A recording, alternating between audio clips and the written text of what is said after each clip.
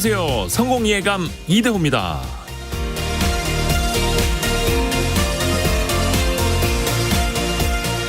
여러분 지금 어디쯤이신가요? 고속도로, 국도, 아니면 집, 공항?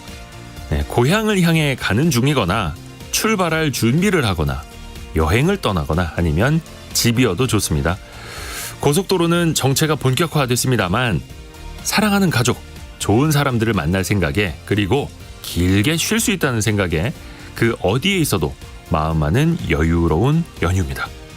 그런데 이런 날에도 쉬지 못하고 또 고향에 가지 못하는 사람들도 많습니다. 지금 우리가 타고 있는 버스, 택시, 기차가 그렇게 달리고 있고요. 택배와 화물이 또 라디오 전파가 그렇게 배송되고 있습니다.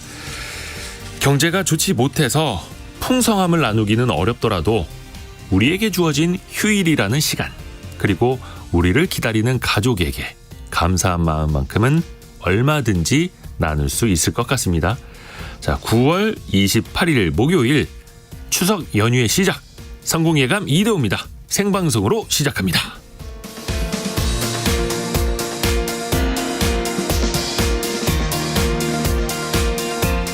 안녕하세요, 이대호입니다. 이선화님, 저는 집 부엌이네요. 그죠? 그 부엌에 그 싱크대에 달려있는 라디오. 감사합니다. 구복수님도 와주셔서 감사드리고요. 김근태님, 어김없이 휴일인데도 생방송 진행해주고 있는 PD님과 방송 관계자분들께 진심으로 감사드린다고 또 응원해 주셔서 고맙습니다. 0646님은 출근 중이시라고. 0646님, 오늘도 화이팅 하십시오. 이런 분들 덕분에 또 많은 사람들이 또 감사하게 이 휴일 추석 연휴도 보낼 수 있는 거죠. 자, 여러분을 위해서 경제 상식 퀴즈 나갑니다. 이번 추석에도 참 물가 걱정을 안 할 수가 없습니다. 특히 제사상에 올라가는 건데 사과와 함께 이 과일 가격이 크게 올랐더라고요. 한국농수산식품유통공사에 따르면요, 대형마트에서 사과는 5개 기준 17,600원, 이게 지난 추석 성수기에 비해서 20% 가까이 오른 건데 이 과일은 상승폭이 더 큽니다. 5개의 평균 16,000원. 이 절대적인 가격은 사과보다는 낮은데 지난해와 비교해봤을 때는 32% 넘게 올랐다고 합니다.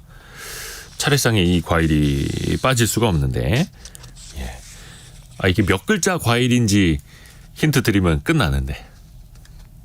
힌트 드리죠. 한 글자입니다. 네. 그리고 이게 많이 나는 곳이 나주, 천안, 울산이 특산지인데요.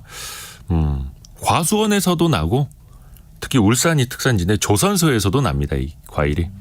뭘 오해요. 힌트 드린 거야. 조선소에서 자라는 과일이 아니고 거기서 이걸 만들잖아요. 넌센스입니다. 넌센스. 감은 아니죠.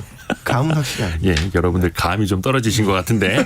자, 짧은 문자 50원, 긴 문자 100원이 드는 샵 9730으로 참여해 주시면 되고요. 여러분들께 약속 하나만 추첨을 통해서 선물을 계속해서 보내드립니다. 실시간 방송 상황은 KBS 콩 그리고 유튜브를 통해서 생방송 모습 함께 하실 수 있습니다. 성공예감 이대호입니다. 자주 검색하시면 성공이 가까워집니다.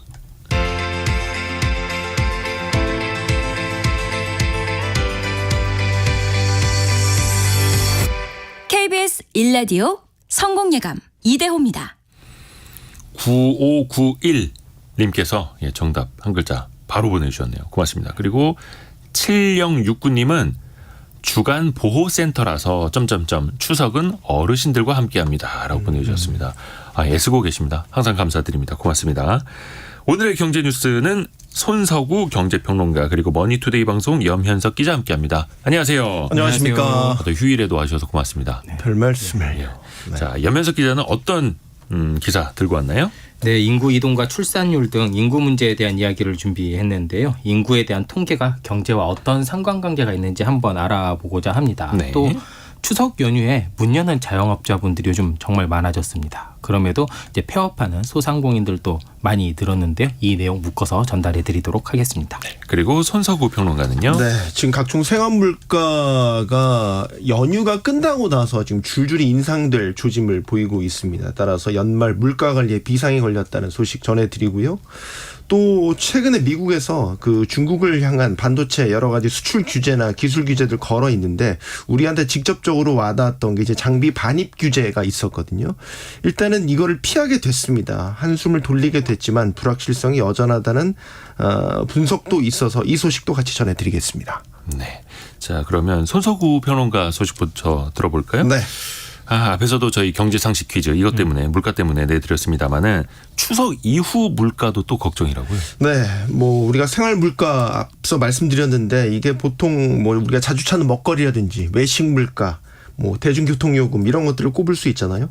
이런 품목들이 지금 추석 연휴가 끝나고 나면 가격 인상이 예정돼 있거나요. 또 줄줄이 오를 조짐을 보이고 있습니다. 사실 정부가 이제 추석 연휴 앞두고 물가 안정 여러 차례 강조했거든요. 그래서 뭐 때로는 유통업계나 외식업계 압박해서 가격 인상을 좀 누른 측면도 있었어요. 그래서 업체들이 추석 연휴만 끝나봐라 이렇게 벼르고 있다 이런 이야기도 돌 정도였죠. 결국 추석 연휴 이후에 줄줄이 가격 올릴 채비하고 있습니다. 대표적인 먹거리 뭐 우유부터 좀 짚어보면요. 이미 가격 인상을 여기는 결정했습니다. 서울 우유를 필두로 해서요. 매일유업, 남양유업 등 우유업체들 다음 달 1일부터 4에서 7% 가격 인상 결정했고요. 이렇게 되면 우리가 1000ml, 1리터 우유는 대형마트에서 2,900원대 후반까지 오르게 됩니다. 또 우유 이렇게 오르면 아시겠지만 우유 들어가는 각종 식품들 있지 않습니까? 그렇죠. 아이스크림, 뭐 치즈, 커피 이런 것들도 다 따라 오르게 되는데 보니까 지금 적게는 3%에서 많게는 뭐 20% 넘게 가격이 올라가는 품목들도 보입니다. 요즘에 또 국제 설탕 가격 많이 오른다는 얘기도 들으셨죠? 이 설탕 가격이 오르니까 연말에 과자나 빵류 가격 인상도 불가피할 것이다. 이런 전망까지 나옵니다. 또 하나가 대중교통 요금, 네. 또 에너지 요금. 이제 또 슬슬 찬바람 불면서 이것도 또 걱정됩니다. 네, 사실 이제 상반기에도 억누른 측면이 분명히 있었는데 일단 서울은 지하철 요금이 오릅니다. 다음 달 7일부터 성인 카드 기준으로 1,400원에서 1,550원으로 인상되고요. 150원 인상되고요. 부산에서는 시내버스 요금이 오르는데 6일부터 적용됩니다. 성인 카드 기준 1,200원에서 1,550원으로 350원 오르게 됩니다. 아직 교통요금 인상 발표하지는 않았지만 인상 검토하고 있는 지자체들도 많기 때문에 하반기에 교통요금 부담 계속 커질 것으로 보이고요. 또 하나 관건, 전기요금입니다. 4분기에 인상될 가능성 높아 보입니다. 3분기에 전기요금 동결했기 때문에 4분기에 인상 불가피해 보이는데 이제 관건은 인상 폭이 될 것 같습니다. 올해 초 정부가 한전 적자 수준을 감안하면 킬로와트 시당 51.6원은 인상해야 된다 이런 발표한 적이 있는데요. 네. 1분기에 13.1원 올렸었고요. 2분기에 8.0원 올렸었고요. 3분기에 동결했으니까요. 기존 계획대로 적용을 하면 4분기에는 30.5원을 한꺼번에 인상을 해야 되는 셈인데 이러면 이제 물가에 너무 큰 부담을 주기 때문에 그쵸. 정부가 지금 인상폭 놓고 고민에 빠져 있는데 어떤 식으로 조정될지가 관건이 될 것으로 보입니다.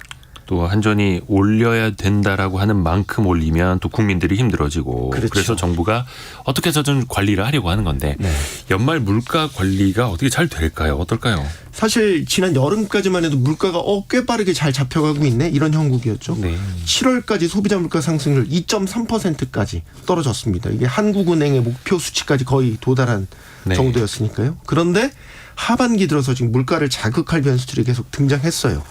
일단 국제유가 계속 올라서 9월 물가 상승률이 지금 3%대 중반대로 높은 수준으로 유지할 것으로 전망되고요. 앞서 말씀드린 대로 4분기에 각종 생활 물가 오르고 전기료 오르고 교통비 같이 모두 사용하는 품목들 가격이 이렇게 오르게 되면 물가는 자극받을 수밖에 없게 되죠. 이렇게 되면 또 한국은행이 금리를 올려서 물가를 누르려고 할 텐데 금리를 올리면 가계 이자 부담 늘고 경기는 얼어붙을 수 있으니까요. 정부는 참 외줄타기 하는 심정으로 물가를 바라보고 있지 않을까 이렇게 생각이 됩니다. 추석 이후도 걱정이다.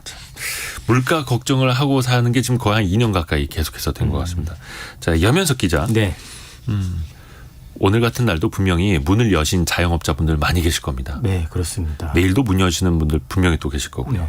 추석 연휴에 과연 자영업자분들은 얼마나 많이 실제 영업을 하실까요? 이게 정확히 나온 통계는 없습니다. 네. 하지만 이제 유출을 할 수 있는 자료가 최근에 나왔었는데요. 자영업자분들이 이제 알바를 구할 때 많이 이용하는 플랫폼인데 이제 알바천국이라는 이런 플랫폼이 있는데 네. 여기에 이제 구인을 하는 기업 회원 한 118명 정도에게 추석 영업에 대한 조사를 설문을 했습니다. 한 80% 정도가 매장을 운영한다고 답했습니다.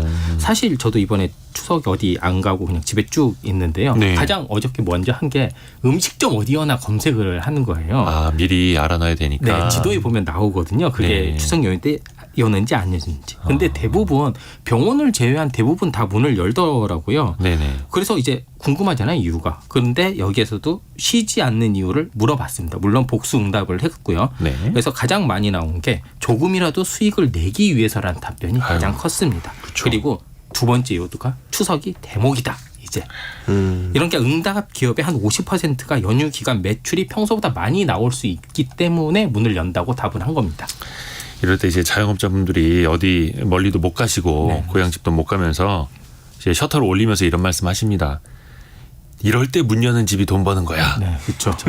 차라리 이제 대목 장사라도 잘 되면 다행인데 어떻게 보면 그만큼 자영업자분들이 좀 더 힘들어졌을 수도 있는 거잖아요. 그렇죠. 자영업자분들의 이런 고충은 통계로 볼 수 있습니다. 국회 정무위 소속 박재우 의원실과 중소기업 중앙회 노란우산 폐업 공제금 지급 현황을 보면요. 네. 올해 1월부터 8월 폐업 공제금 지급 건수가요. 7만 8천여 건입니다. 1년 전보다 30%나 늘어난 겁니다. 이제 1월에서 8월 기준으로 폐업 공제금 지급액도요. 9천억 원 정도가 되는데요. 이것도 같은 기간 40% 넘게 오른 겁니다. 이 추세면 올해 폐업 공제금 지급 건수가요. 11만 건이 넘을 것으로 예상이 되고요. 지급 금액은 1조 3천억 원을 돌파해 사상 최대를 갈아치울 것으로 보입니다. 이제 노란우산 공제가 뭐냐? 이 궁금할 수 있잖아요. 노란우산 공제는요. 소상공인이 매달 일정 금액을 이렇게 납부하다가 폐업할 때 기존에 납입한 돈을 이자에 더해서 이제 받는 소기업, 소상공인 전용 공제제도입니다. 마치 우리 고용보험 같은 거죠. 그러니까 자영업자 소상공인들의 일종의 퇴직금 그쵸. 같은 거죠. 또 중소기업 기본법에 따라서 2007년부터 이게 중소기업 중앙회가 운영을 하고 있는데요. 근데 노란우산 공제에 가입하지 않는 소상공인도 꽤 많습니다. 이런 모든 거를 이제 고려해 보면 실제 폐업 건수는 더 많을 것으로 이제 보입니다. 또 중소기업 소상공인 폐업은 지난해 하반기부터 실제로 가파르게 증가한 게 좀 나오는데요. 지난해 상반기까지만 해도 엔데믹 기대감 때문에 사업 지속을 많이 선택을 했습니다. 조금 어려워도 끝나면 잘 되겠지라고. 근데 계속된 금리, 물가 상승을 버티지 못하고 올해 1월부터 8월까지 폐업이 몰린 것으로 현재 분석되고 있습니다. 폐업하는 자영업자들. 그러니까 공제 금액을 받으면 그나마 다행이긴 한데 아예 폐업을 안 하고 공제 금액 안 받고 장사가 잘 되는 게 최고일 텐데요. 좀 쉽지 않습니다. 왜 이렇게 많이 폐업을 하는 걸까요? 아무래도 빚이 많아지거나 운영이 잘 안 되면 폐업을 선택하는 경우가 좀 많을 것 같습니다. 막다른 골목에서. 네, 실제로 빚이 조금 많아져서 폐업을 선택한 경우가 조금 있는데요. 네. 이것도 설문조사를 통해 알 수가 있었습니다. 소상공인 연합회가요. 소상공인 1,345명을 대상으로 조사한 결과가 있습니다. 네. 응답자의 87.6% 그러니까 90% 가까이가요. 현재 대출금 상환이 힘들다고 답했습니다. 이제 장기화된 경기 악화로 부채가 많이 늘었고 기준금리가 많이 올랐잖아요. 이 때문에 금융비용이 대폭 증가했기 때문이라고 이제 답을 했습니다. 또 한 60% 정도의 응답자는요. 작년보다 대출 잔액이 오히려 늘었다고 답했습니다. 이 때문에 이자 비용을 낮출 수 있는 소상공인 금리 우대 정책 정도가 좀 가장 필요하다는 의견도 많이 냈습니다. 제가 방금 염현석 기자한테 얘기하려고 했는데 김재영 님이 바로 글을 올려주셨네요. 빚이가 아니라 빚이. 빚 지읒 받침. 저 잘 안 됩니다. 그 빚이 이거 말고 다른 발음도 잘 안 되는 염현석 기자여서 노력하세요. 네, 알겠습니다. 추석에 드리는 덕담입니다. 감사합니다. 김재영님 고맙고요. 저기 7658님이 문을 여는 자영업자가 접니다라고 보내주셨어요. 그렇죠. 또 이렇게 열심히 하시는 만큼 그만큼의 대목 장사를 좀 하셨으면 하는 바람입니다. 요즘에 그 자영업자분들이 마진 내기가 쉽지 않아가지고 사실 알바도 고용하지만 직접 하시는 분들 되게 많잖아요. 네. 그러면은 어떤 분들은 사실 은퇴하신 부부 같은 그런 분들이 이제 차린 가게도 보는데 그 은퇴하신 분들께서 아. 두 분이서 그렇게 가게를 운영해 가시는 거예요. 그러니까 제대로 쉬지 못하고 이런 특히나 추석 연휴에 고생하시는 자영업자 소상공인분들 너무나 많은데 그런 모습들이 계속 떠오릅니다. 그래서 정말 장사하기 쉽지 않다. 그렇죠. 자, 손석구 평론가 준비한 소식. 미국이 중국을 그 견제하는 사이에 우리나라 반도체 기업들이 딱 끼어 있지 않습니까? 그렇죠. 삼성전자나 SK 하이닉스 같은 우리 반도체 기업들. 근데 최근에 조금 한숨 돌렸다는 이야기도 나와요. 네. 최근에 이제 날라온 소식을 보면 네. 그나마 최악의 상황은 피한 것 같다. 라고 볼 수 있는데 일단 배경 설명부터 간단히 해드릴게요. 네. 작년 8월에 미국 바이든 행정부가 중국과의 기술 패권 경쟁을 벌이면서 이른바 반도체 지원법이라는 거를 이제 발효를 했거든요. 네. 여기에 따라서 이제 후속 조치들이 여러 가지가 나왔는데 그 중에 하나로 볼 수 있는 게 중국으로 반도체 장비 수출을 통제하는 네. 그런 조치였습니다. 이게 미국 정부가 지난해 일정 기준의 반도체 생산 장비를 중국으로 수출하는 것을 막는 규제 이거를 도입한 거고 여기에 이제 미국뿐만 아니라 장비 강국이라고 할 수 있는 일본, 네덜란드 다 동참을 했거든요. 네. 다만 이제 이 규제가 반도체를 생산하는 국가인 우리나라 기업들이란 대만 반도체 기업들에게는 1년간만 규제 적용을 유예해 주겠다. 이렇게 된 상황이었습니다. 최근 전해진 소식은 이 미국 상무부가요. 이 규제 적용을 사실상 무기한 유예해 주는 것으로 방침을 바꿨고요. 곧 최종 통보를 할 것이라는 소식이 전해진 겁니다. 이 무기한 유예 조치는 삼성전자, SK 하이닉스를 이제 상무부에서 관리하는 검증된 최종 사용자 VEU라고 하는데 이 명단에 올리는 형태로 이뤄질 것으로 전해지고 있고요. 이 명단에 오르면 이제 기존과 다르게 건건이 장비 반입 허가를 받을 필요가 없이 지정된 품목을 수출하거나 반입할 수 있게 되는 거죠. 완벽하게 풀린 건 아니지만 그렇죠. 어쨌든 건건이 통제를 받는 그 굴레에서는 벗어났다 이렇게 볼 수 있겠습니다. 하지만 또 그 목줄은 계속해서 미국이 그렇죠. 잡고 있는 거고. 쥐고 있죠. 또 우리 기업들이 또 안심할 수가 없는 게 중국 의존도가 높잖아요. 그렇죠. 삼성전자는 중국 시안, 수저우에 SK 하이닉스는 우시, 다롄, 충칭까지 이렇게 5곳의 반도체 공장을 운영하고 있고요. 이 삼성전자의 경우는 중국 시안 공장에서 전체 낸드 플래시 40% 생산을 하고요. 하이닉스 같은 경우는 뭐 D램의 40%, 낸드 플래시의 20%를 각각 중국 공장에 생산하고 있거든요. 이게 단순 계산을 해보면 중국 공장이 무너지게 되면 매출의 절반 가까이가 타격을 받게 된다. 이렇게 볼 수 있는 겁니다. 근데 이제 반도체 공장의 시설 투자 우리 한다고 가끔 공시나 이런 데서 보잖아요. 이게 공정의 경쟁력을 유지하는 데 핵심이기도 하고 또 이게 많은 돈이 들어갑니다. 때론 조 단위의 이 막대한 자본이 투입되는데 이 장비 반입 제한이 있게 되면요. 이런 시설 투자 계획을 제대로 세울 수가 없어요. 그래서 길게 보면 사실상 공장 운영이 어렵게 되는 상황까지 맞닥뜨리게 되죠. 그래서 이번 장비 반입 통제에 대한 무기한 유예 조치가 우리로서는 참 다행스럽다 이렇게 볼 수 있는 거죠. 그러면 뭐 변함없이 일단은 중국에서 공장을 가동할 수는 있는 건가요? 아니요. 그렇지 않습니다. 앞서 말씀드린 대로 미국이 지금 중국과의 어떤 반도체 기술 패권 경쟁을 벌이면서 특히 반도체 산업에 대해서 견제하는 2중 3중의 장치들을 걸어놨기 때문에 아마도 지금 상황에선 장기적으로 보면 어쩔 수 없이 중국 사업 비중을 계속 줄여나갈 수밖에 없는 그런 상황입니다. 줄여나가야만 한다. 네. 이게 대표적인 게 반도체법 아까 말씀드렸는데 이에 따른 안전장치 가드레일이라고 하는데 이런 네. 조항들을 또 최근에 확정을 했거든요. 이 가드레일에서는 반도체법에 따라서 보조금을 받은 기업은 미국이 지정한 우려 국가에는 일정 수준 이상의 반도체 생산 능력을 확장할 수 없다. 이를 어길 경우에는 받은 보조금 전액을 반환해야 된다. 이런 가드레일 조항들을 만들어놨는데 당연히 이 우려 국가에 중국이 포함됐고요. 삼성전자나 SK하이닉스는 미국의 반도체 공장에 신규 투자를 하면서 이 보조금과 각종 세제 혜택을 받았기 때문에 가드레일을 지켜야 됩니다. 또 반도체 장비 반입에 관한 규정도 이게 유예된 거지 규정이 없어진 건 아니거든요. 여전히 미국 정부의 통제 아래에 있기 때문에 언제든 통제를 강하게 받을 수 있다는 얘기로 최악의 상황은 피한 거지만 불확실성은 여전히 있다 이렇게 봐야 됩니다. 지금 삼성전자, SK하이닉스 중국 매출은 미국의 전방위 규제가 시행된 여파로 올해 이 최신 지표 보면 절반 정도로 줄었거든요. 지금 상황이라면 앞서 말씀드린 대로 장기적으로는 결국 우리 반도체 기업들이 중국 의존도를 계속 낮출 수밖에 없다 이렇게 전망할 수밖에 없는 거죠. 송후님이 우리나라 기업들이 왜 미국의 제재에 따라야 하나요? 라고 질문을 주셨는데 장비 부분만 보면요. 미국 그 장비 기업들이 세계 점유율로 따지면 1위 뭐 손가락 안에 드는 곳이고요. 네. 같이 참여한 네덜란드, 일본도 다 반도체 장비 국가입니다. 그렇죠. 네, 장비 강국입니다. 그래서 우리로서는 안 따를 수가 없는 상황. 미국 장비 없으면 대한민국의 반도체에도 사실은 없죠. 네. 아이고 그렇습니다. 참 이게 힘이라는 게 그런 거죠. 자, 염현석 기자가 준비한 소식. 아까 네. 그 인구 이동에 네. 관련된 통계를 이야기해 주신다고 했어요. 네. 통계청이 매달 국내 인구 이동 통계라는 걸 발표를 합니다. 이제 면,동의 경계를 넘어 거주지를 옮길 경우에 이게 해당이 되는데요. 이 통계 의미는 국민들이 얼마나 많이 이사를 다니는가를 보여주는 겁니다. 또 지역별 인구 유입에 대한 추이도 알 수 있습니다.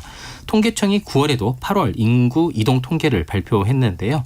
지난달 인구 이동수는 읍면동 경계를 넘어 거주지를 옮긴 경우를 얘기를 합니다. 총 53만 8천 명으로 집계됐습니다. 1년 전보다 2만 명이 증가한 겁니다. 이게 무슨 의미가 있느냐? 요즘 인구 관련 통계들이 공통점이 있습니다. 네. 모두 감소세입니다. 전부 다. 근데 인구 이동 통계는 2달 연속 지금 오름세를 보이고 있습니다.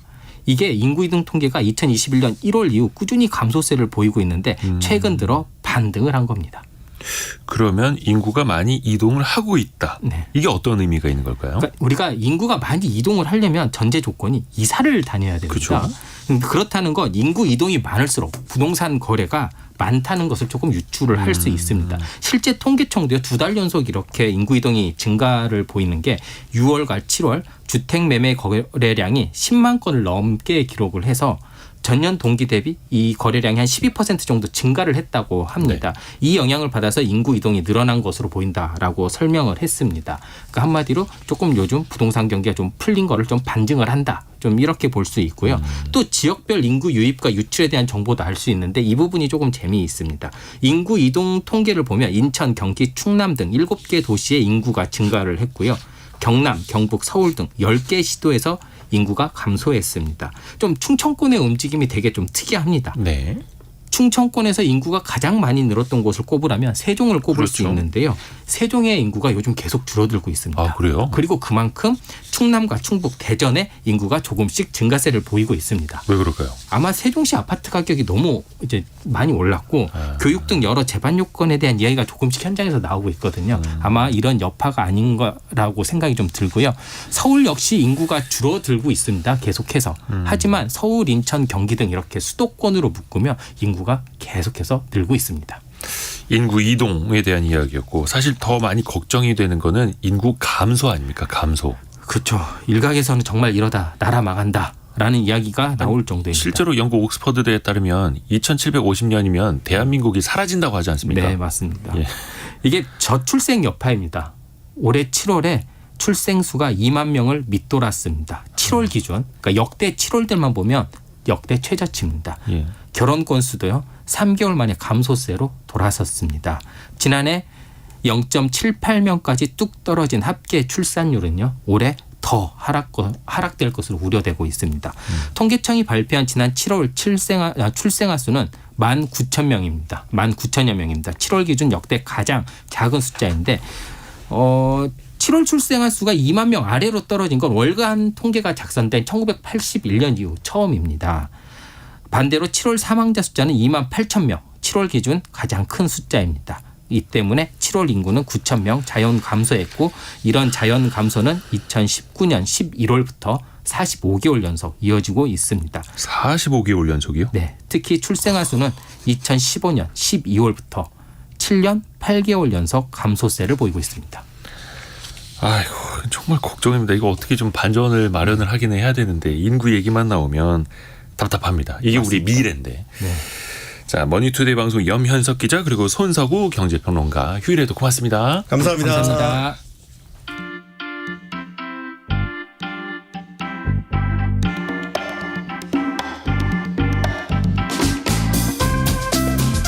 지금 여러분께서는 KBS 1라디오 성공예감 이대호입니다를 듣고 계십니다.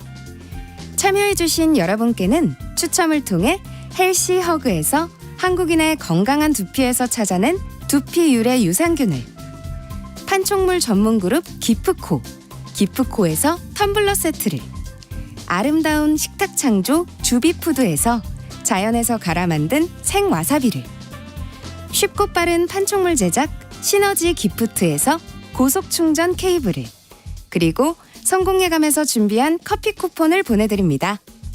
당첨자는 성공예감 이대호입니다 홈페이지에서 확인하세요.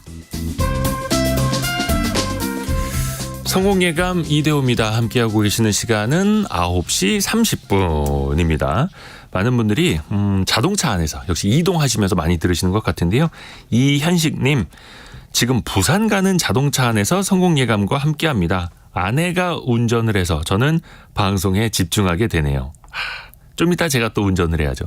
그래도 이렇게 부부가 교대로 운전할 수 있다는 건 엄청난 행운입니다. 행복이기도 합니다. 이현식님 가족분 안전하게 내려가시길 바라겠고요. 9791님은 반대의 내용이네요. 남편이 성공예감 애청자라서 이 시간 같이 차에 있으니 듣고 있습니다. 길이 막혀서 답답하던 참인데 뉴스를 쉽게 설명해 주시니 공부하는 마음으로 귀 쫑긋 하고 있습니다. 감사합니다. 라고. 아유, 들어주셔서 감사합니다. 고맙습니다. 그리고 3332님은 음식 준비하면서 성공예감 이대호 고정하고 있어요 하면서 또 정답도 같이 보내주셨고요. 신상호님은 성공예감 들으면서 창문 청소하고 있어요. 아들, 딸, 며느리, 손자, 손녀 온다고 해서 청소하느라 바쁘네요. 할아버지의 이 마음을 우리 손주들이 좀 알아야 되는데, 그렇죠? 우리 손주들이 할아버지 보러 와서 또 집에서 재밌게 놀면서 우리 신상호님이 깨끗하게 닦아놓은 창문에 손자국 많이 낼 겁니다. 근데 그 손주들의 손자국은 왠지 지우면 더 아까울 것 같은 그런 사랑스러운 손자국이잖아요. 예. 조현실님, 저는 자꾸 배가 나와서 이걸 안 먹으려고요 라고 하면서 정답도 보내주셨고요. 고맙습니다. 김성현님 정답 보내주셨는데요. 가격만 보면 비싸지만 이 크기가 많이 커지고 달아져서 구매 가치가 있습니다 라고 보내주셨습니다. 저희 경제상식 퀴즈 정답을 보내주고 계시는데요. 사과값도 많이 올랐는데 만만치 않게 이 과일 가격도 많이 올라서 이 한 글자인 이 과일을 저희가 경제상식 퀴즈로 내드렸습니다. 이 과일 값이 지난해보다 그 생산량이 20만 톤 정도, 그러니까 지난해보다 20% 정도 줄면서 가격이 또 많이 올랐다고 하네요. 아삭아삭한 식감에 시원한 단맛이 나는 이 과일 정답을 보내주시면 됩니다. 저는 육회를 좋아하는데 육회에 이 과일이 빠지면 안 됩니다. 짧은 문자 50원, 긴 문자 100원이 되는 샵 9730이나 KBS 콩으로 보내주시면 됩니다. 오늘의 움직임에 주목하고 세상의 흐름을 놓치지 않습니다. 여러분의 내일을 응원하며 성공의 열쇠를 함께 찾아갑니다. 성공예감 이대호입니다. 어떻게 빳빳한 신권 좀 준비하셨습니까? 항상 까먹고 은행에 뒤늦게 가면 신권 다 떨어졌는데요. 또 그렇게 아쉬울 때가 있는데 데이터 컨설팅 기업 PMI의 여론조사를 보면요. 추석 선물 1위가 상품권이나 현금이었다고 합니다. 역시 현금이 최고다 이런 얘기 나오죠. 5만 원권이 이제 또 대세가 됐고, 그래서 우리 세종대왕님보다 신사임당을 더 많이 뵐 수 있는 시대가 됐는데요. 다양한 화폐 이야기를 해보려고 합니다. 권혁중 경제평론가 연결돼 있습니다. 안녕하세요. 네, 안녕하세요. 예전에 개그 콘서트 보면 애정남이라고 있었습니다. 애매한 거 네. 정해드립니다. 그래서 축의금 얼마, 뭐 용돈 얼마, 막 이런 것도 개콘에서 나오기도 했었는데 네네. 이번 명절에 용돈으로 얼마를 준비해야 될까? 이게 참 고민이거든요. 맞습니다. 이 관련된 뭐 데이터 같은 거 있을까요? 네, 그렇습니다. 그 KB 국민카드가 이제 고객 패널 420명 대상으로 해서 선물 준비에 대한 설문조사를 했어요. 네. 그래서 여기 설문조사를 보시면서 이제 각각에 맞는 아마 금액을 좀 준비하시면 좋을 것 같은데, 일단 설문조사를 했더니 용돈이나 선물 준비 계획이 있다는 응답자는 전체의 91%였습니다. 그러니까 이제는 뭐 용돈이나 선물 줄 계획이 있다. 근데 이 중에서 용돈을 준비하겠다는 응답이 78%였어요. 선물보다 2배였습니다. 그러니까 이제 현금이 좋다는 거죠. 근데 금액을 물어봤더니 네. 10만 원에서 이제 30년 사이가 74%로 응답을 했거든요. 그러니까 이제는 뭐 인당 10만 원 30이 아니라 일단 전체 내가 이제는 전체. 용돈을 한 10만에서 30만 원 정도 이렇게 생각하고 있다라고 응답하셨고, 그 다음에 카카오페이에서 지난해 추석 송금 서비스 이용 분석 결과를 좀 내놨습니다. 이걸 봤더니 그 용돈 시세가 평균 한 10만 원 정도. 아시겠지만 이제 카카오페이를 통해서 이렇게 용돈 보내기 기능이 있거든요. 네. 이게 평균 한 10만 원 정도 안팎으로 조사가 됐어요. 그래서 10대에는 추석 용돈으로 한 평균 7만 원 정도, 20대는 한 10만 원 정도 받은 것으로 이제는 조사가 됐고요.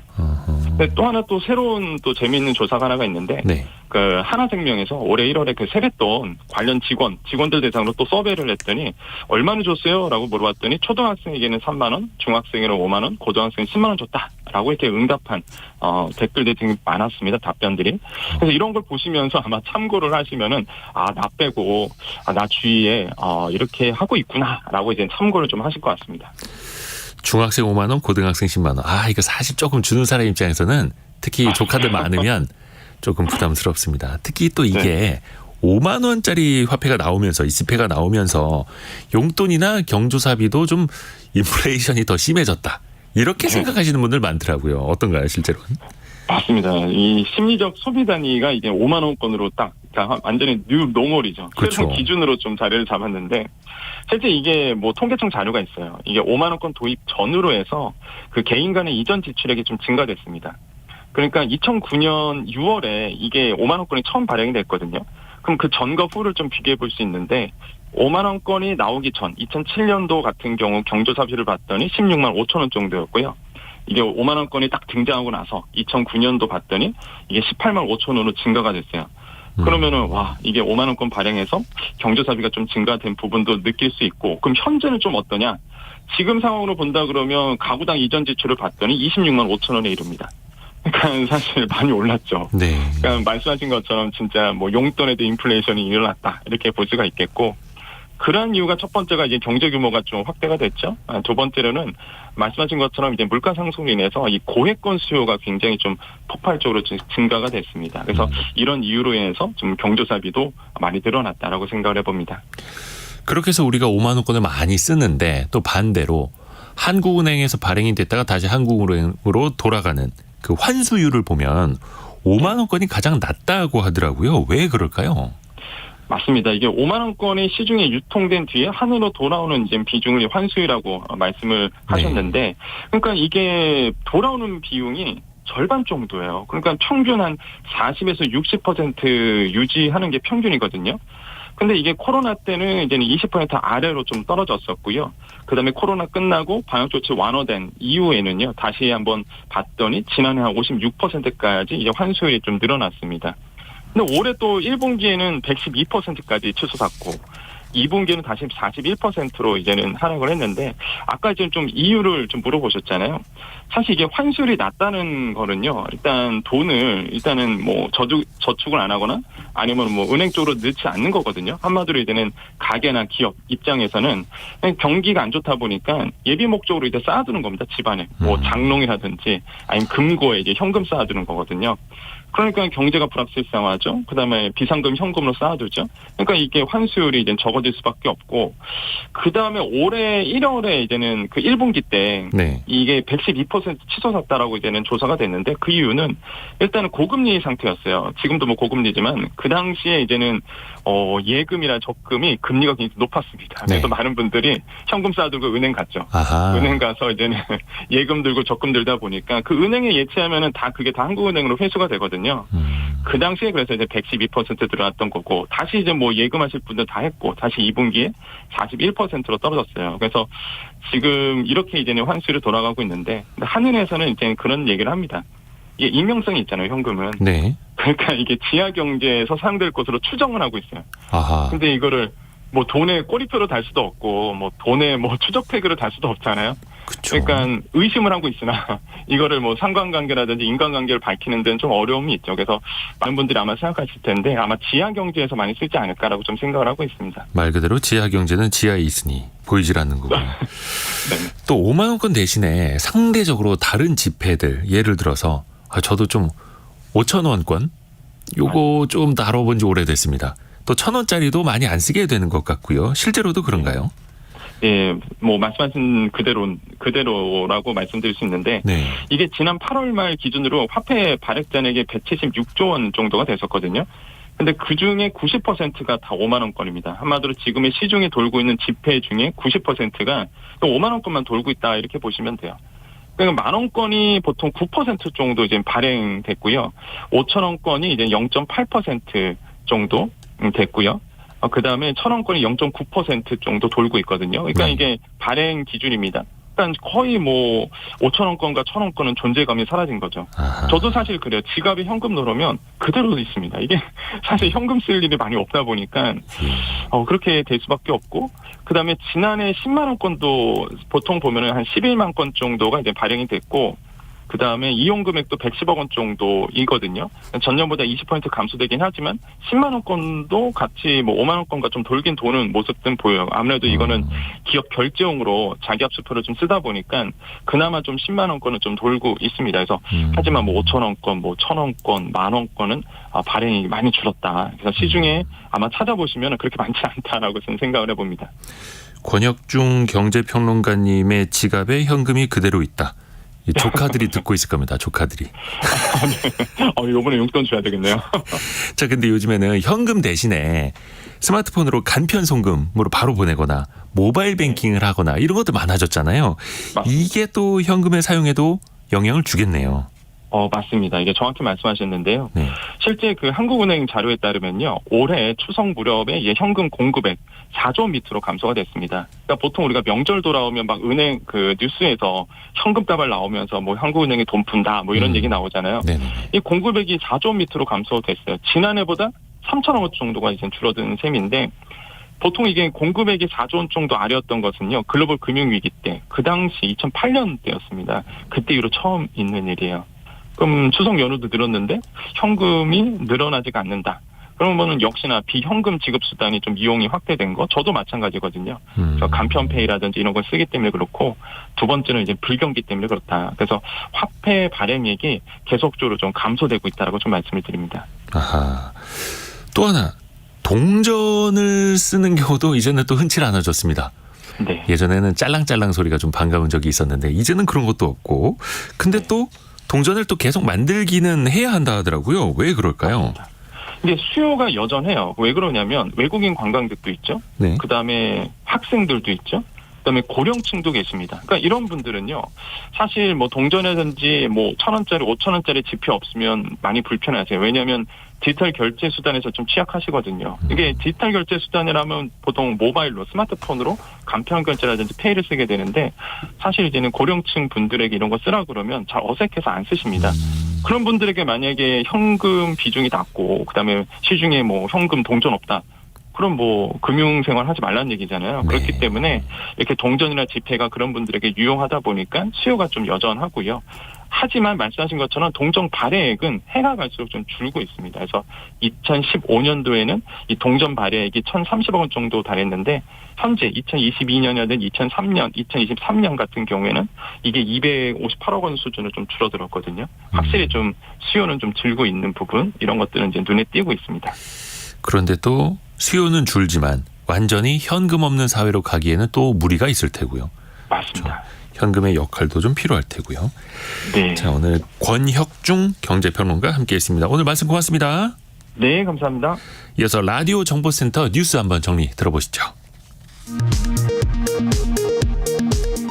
이 시각 전국 고속도로는 귀성 차량으로 곳곳에서 정체가 빚어지고 있습니다. 도로공사는 오전 11시에서 낮 12시 도로 정체가 절정에 달한 뒤 오후 8시에서 9시께 해소될 것으로 내다봤습니다. 최근 4년 반 동안 고속도로에서 발생한 졸음운전 사고로 인한 사상자는 1,200명 이상인 것으로 나타났습니다. 사망자 가운데 사고 원인 차종이 화물차인 경우는 134명으로 가장 많았고, 승용차 51명, 승합차 10명이었습니다. 소비자들이 즐겨 찾는 주요 외식 메뉴 가격이 9년 새 평균 30% 넘게 오른 것으로 나타났습니다. 한국소비자원 자료에 따르면 자장면 가격은 4,500원에서 6,992원으로 55.4% 올라 상승폭이 가장 컸고 비빔밥도 7,818원에서 1,423원으로 46% 올랐습니다. 원유 공급에 대한 우려 속에 국제유가가 13개월 만에 최고점을 경신했습니다. 서부 텍사스산 원유 선물 가격이 배럴당 93.68달러로 전날 대비 3.29달러 올랐습니다. 지금까지 라디오 정보센터 뉴스 정한나였습니다. 우리 삶에 진짜 도움이 되는 그죠 행동경제학 그 심리학과 그 경제 우리의 행동 하나하나 그 선택을 어려운 학문을 또 쉽게 또 풀어서 여러분께 전달해 드릴 수 있는 시간입니다. 행동경제학 개론 국민대 경영학과 주재우 교수와 함께합니다. 안녕하세요. 네, 안녕하세요. 반갑습니다. 휴일에도 나와주시고 고맙습니다. 네, 고맙습니다. 네네. 오늘 주제를 보니까 이름은 좀 어려운데 이거 들어보면 재밌겠는걸 이란 생각이 들더라고요. 예, 맞습니다. 평가 용이성. 예. 일단 용어는 어렵습니다. 네, 맞습니다. 평가 용이성 이게 어떤 뜻입니까? 행동경제학에 들어있는 단어들이 원래 어렵긴 한데 네. 평가 용이성이라는 단어는 더 어려운 것 같아요. 예. 개념 자체는 뭐냐면 어떤 속성에 대한 정보를 딱 들었을 때 평가하기 쉽다, 어렵다 이 뜻인데요. 사람들이 평가하기 쉬운 속성을 네. 평가할 때 중요한 속성으로 잘못 생각한다가 개념의 핵심입니다. 아하. 그래서 조금만 더 설명을 드리면 예. 예를 들어서 어떤 제품이 속성이 여러 가지가 있을 때 어떤 속성은 점수나 숫자만 딱 들어서는 좋구나라는 걸 알 수 있는 속성이 있고 네. 들어서 잘 모르는 속성들이 있거든요. 네. 근데 딱 들어서 아는 속성이 중요한가 보다라고 착각을 하는 걸 평가 용이성이라고 하고요. 내가 쉽게 평가할 수 있는 것에 점수를 더 주는 그렇죠. 거예요. 예. 예를 제가 한두 개 가지고 왔는데 예를 들어서 어떤 커피숍을 운영하시는 사장님이 아르바이트생 평가를 할 때 네네네. 학생한테 학점이 몇인가 이렇게 물어보고 네 4.0입니다. 그러면 4.0이란 건 되게 좋은 학점이구나라는 그렇죠. 걸 사람들이 금방 알잖아요. 예. 그게 A라는 학점이구나. 네.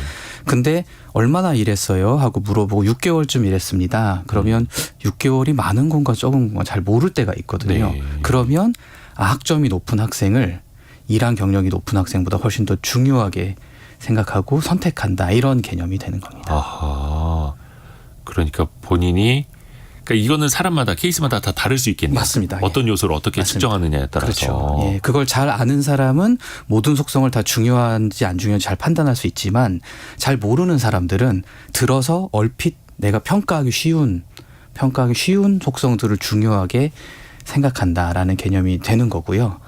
또 다른 예로 어떤 사람이 얼마나 건강하니까 물어볼 때 시력이 1.2, 1.5쯤 됩니다. 그럼 시력이 되게 좋네요. 그래서 딱 우리가 아는 거니까. 직감적으로 알 수 있죠. 그렇죠. 근데 동시에 체질량 지수가 15쯤 됩니다. 그러면 이거 어렵네요. 체질량 지수는 뭐지? 몇 점부터 몇 점까지 잘 모를 때는 시력이 좋은 사람이 건강한가 보다라고 거기다 더 중요도를 준다. 이런 개념입니다.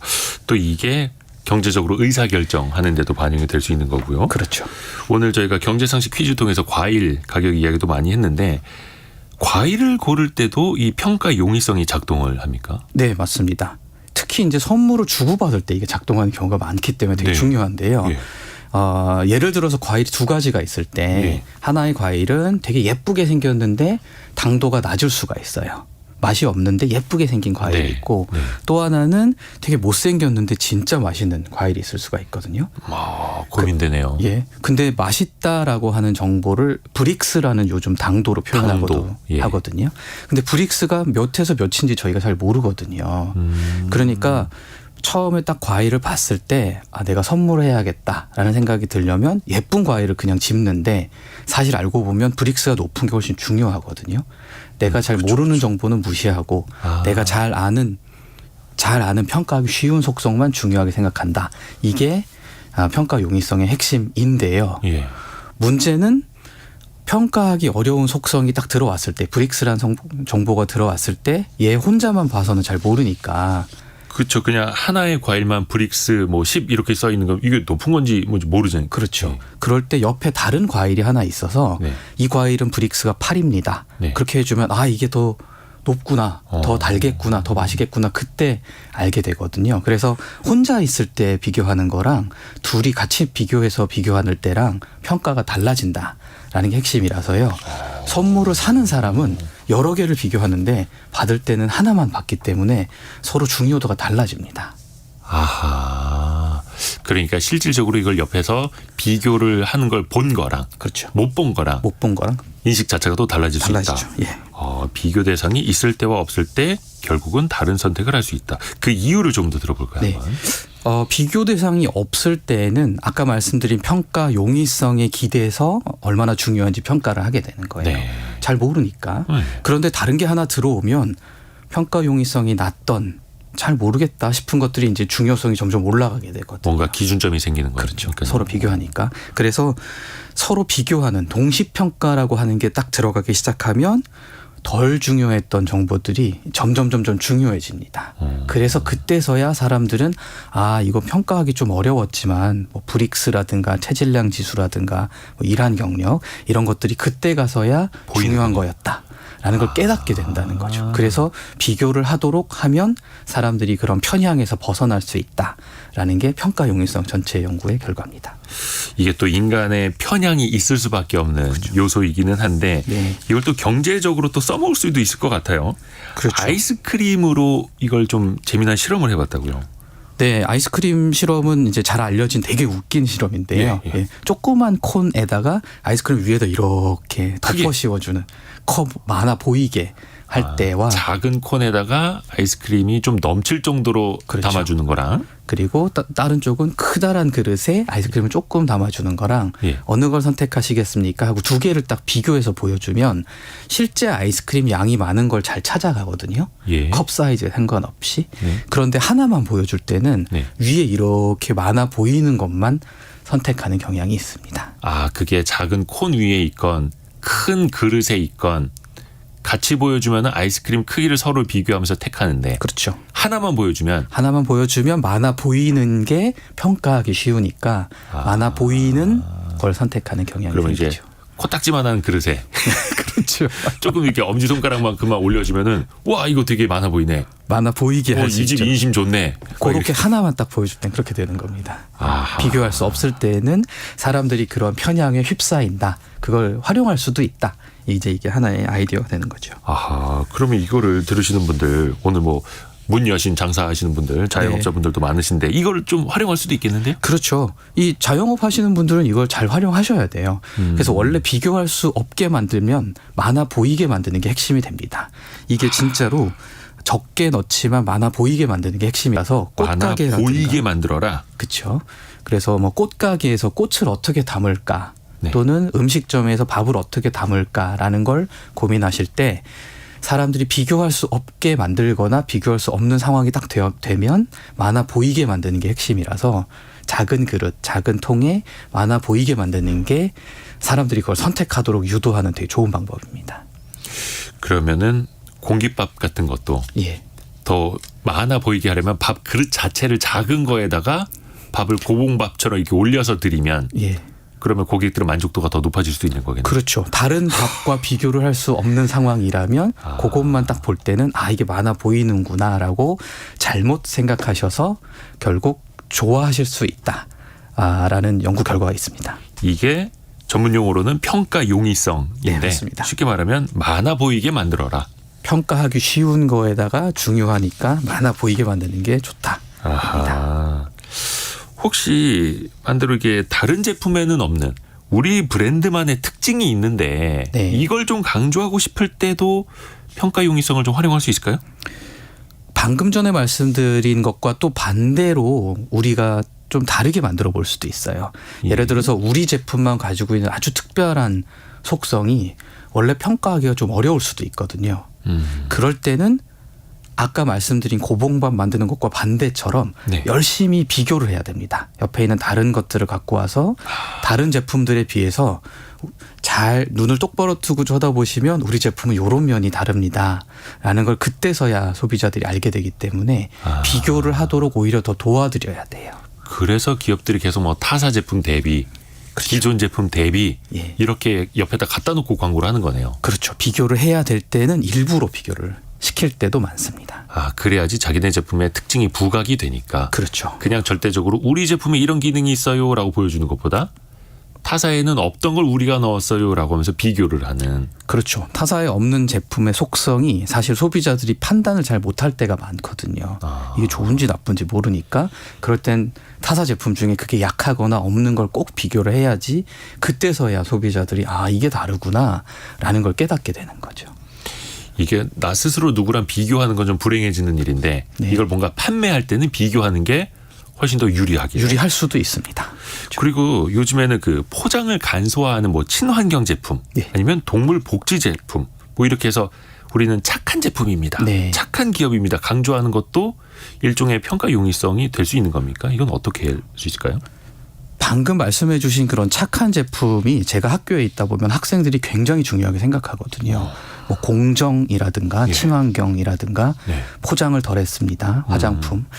그런데 그런 부분이 그 제품만 하나 봐서는 학생들이 또는 소비자들이 판단을 잘 못해요. 잘 모르죠. 어려워해요. 예. 중요하다는 건 조금 알지만 중요한지 잘 모르기 때문에 그럴 때는 옆에 포장을 너무 많이 해서 지구에 도움이 안 된다든가 이런 다른 제품과 갖다 놓고? 적극 비교해서 우리 제품이 이런 면에서 다르다를 반드시 알려주셔야 돼요.